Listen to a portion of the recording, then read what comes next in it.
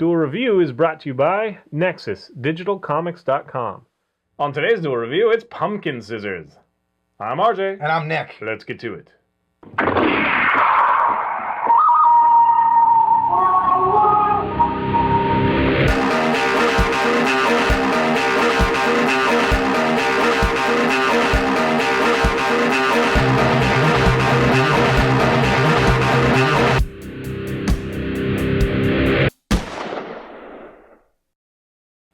Welcome to Thursday the 7th. It is June, and we're doing Pumpkin Scissors. That's right. And it's called Pumpkin Scissors because... Yeah, really. Whoa. I don't know. Like, I don't know. In my research, I didn't really come across anything. I didn't look too hard, but it's kind of a weird name. And it actually, it took me a little bit of courage to watch it, just because it was like, this looks stupid, pumpkin scissors or whatever. Well, first of all, you don't use scissors to cut a pumpkin. You use a knife. I found out the hard way. Yeah. Anyway, but their logo's like pumpkin and scissors, so pumpkin scissors. Anyway, so once I watched it, and it's one of those ones that's available on Netflix, which is part of the reason that we're reviewing it, is because it is available on Netflix. And if you wondered about it, if you saw it on there, if you're looking for some new anime, this might be up your alley. Anyway, it paints a really interesting world. That's the main thing of this. I think it's a really interesting world because it's after this huge war, but now it's poverty stricken. Like, most of the soldiers are destitute. They're turning to thievery and being bandits and stuff like that. The government is trying to help, but the way they're doing it is in Section 9 or no, Section 3, because Section 9 is the tank hunters. Right. Anyway, 901st. So Section 3, it's Alice is in charge. She's the main female protagonist, and they're trying to dole out, help, assistance, food, these sort of things, but they have such limited resources that it's kind of a waste of time. Like, it really doesn't affect anybody. But anyway, Alice is this big-hearted, kind of slightly flamboyant. Yes. Kind of in the same way as the Sacred Blacksmith chick was. Yeah. Where she's kind of like, she's got this thing up her, whatever, that she just wants to do good, and she's like the forthright, Captain America. I mean, you know what I mean? It's like, no, I'm going to save the day or whatever. Although I don't think Captain America was ever that flamboyant. But he just seems that way. Right.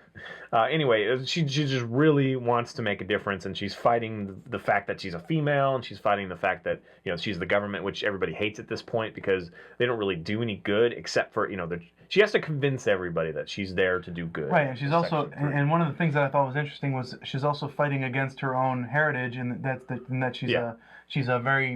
she comes from a very rich family, very noble family, but she wants to live on the level of her... Right, but they just see her as a rich bitch, rich stuck-up lady. Right, but she wants to do better. She wants them to love her. Right, and she has a few subordinates, but not very many. They're fun characters. She runs across one of the tank killers. It's one of the, secret, what do they call them? The silent... No, the invisible... Invisible 9. The Invisible 9, right. Part of the 901st Anti-Tank Troopers, the Ghost Hunter. And they're really cool characters. Yeah. They carry this lantern that has, blue, and when it helps them zone out, and so they don't feel pain, they have no fear, that sort of thing. And they literally have this big-ass gun that can pierce armor at close range. He actually doesn't. Well, I mean, I guess because of his size, but it's not really a huge gun. It's a handgun that he uses, but it shoots like a freaking cannon. Right. It's made to pierce armor at close range. I wanted to quickly interject. One of the characters talked about the blue light as the will of the wisps, that kind of deal, and that stems from a legend about these lantern carriers who were I guess demonic souls or something. So that's kind of interesting to see him as a good guy with this kind of evil... He wasn't really always... and the only reason he's a good guy is because he has a real simple heart. Right. He has a real...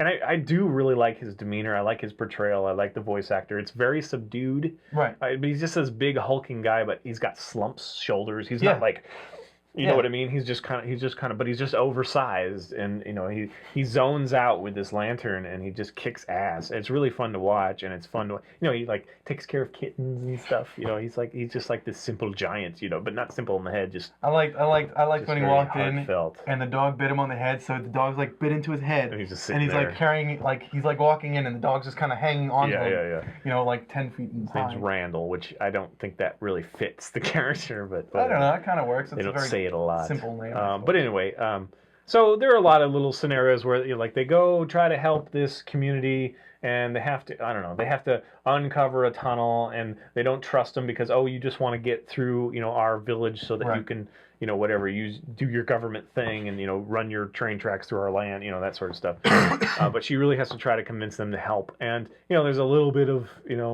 things going on there in the background. But anyway, she means well, and he's part of the group, but he's fairly reluctant, especially at first. Yeah. Because he's kind of he's desensitized. He knows he's been horrible in battle, and he doesn't know anything else. Right. But that brings me to just the aesthetic of this is so pleasing to me. It's got those heavy German, like Swedish, like the sweaters with the patches. Like I have one of those, and I just really like that aesthetic, like straps, and it's very throwback to like 30s kind of thing.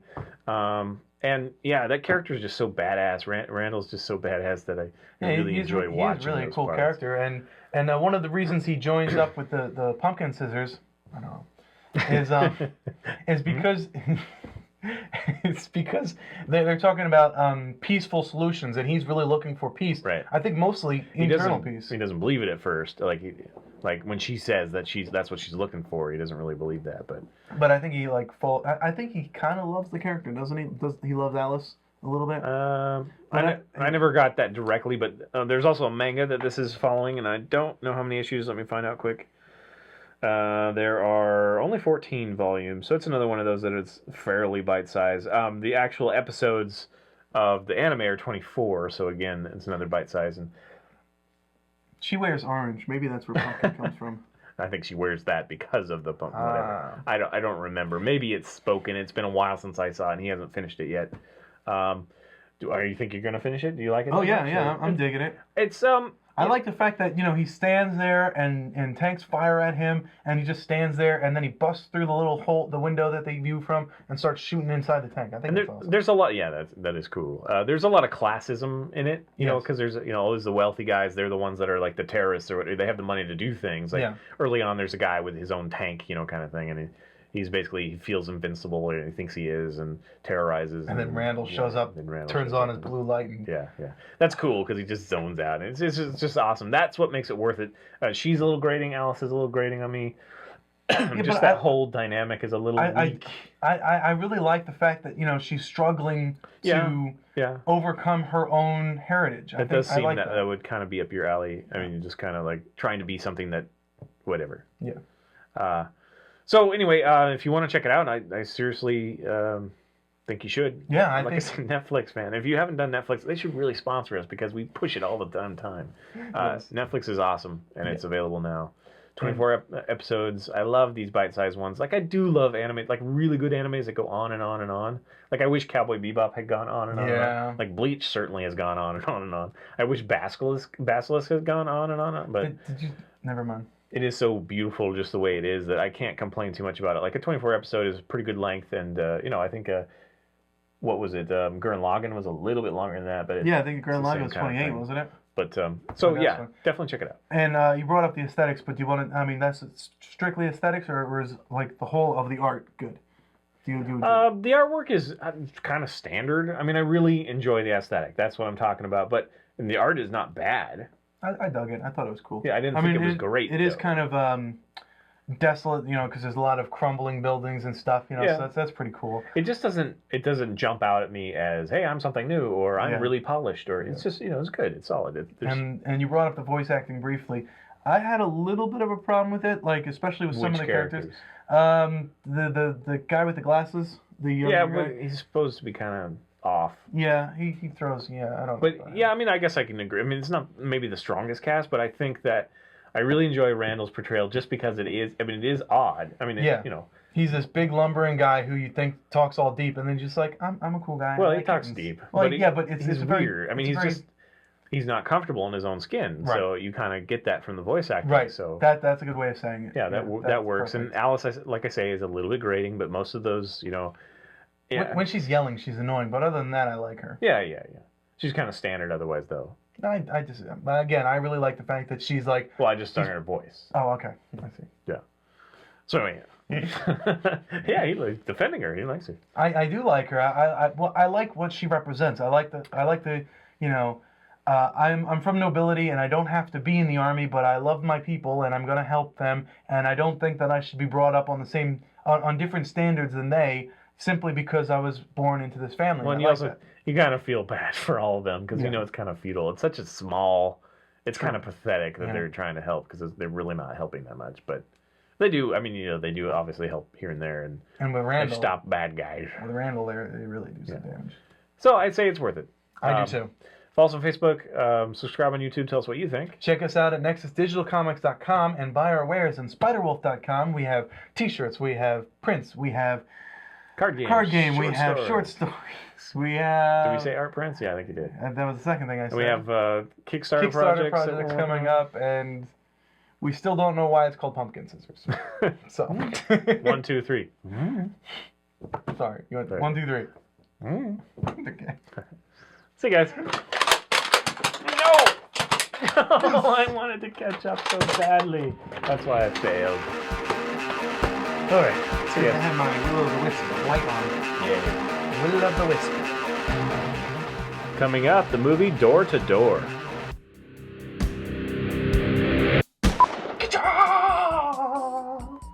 You know what? I'm gonna put on a shirt. Ka-chow.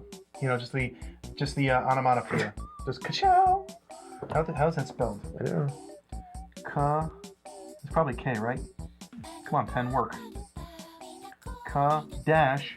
Scissors is such a stupid spelled word. Chow. Stupid. Skizers. Skizzers. Would you think it would be C-H-O-W or C-H-O-A? Ka-chow? Probably W, right? But that sounds like food, though. You could do O-U-A or O-A-U or whatever it is. O-A-U? Like chow, like sayonara? No, it's C-I-A-O. C-I-A-O, right? I guess that's fine. Ka-chow! Yeah, I'm putting that on a shirt. Ka-chow on a shirt. Buy it. I think it's interesting that we have 5 episodes, so one of us has to be in the lead every time. That's very true. At the Well, end actually, of the unless week. we tie, that's not true. We can tie. So if we're not tied, one of us has to be in the lead. Whatever, dude. Never mind. That made no sense. One of us has to be in the lead. Yes. Unless we're tied. If we're not tied, one of us has to be in the lead. Those are the options. Those are the only options.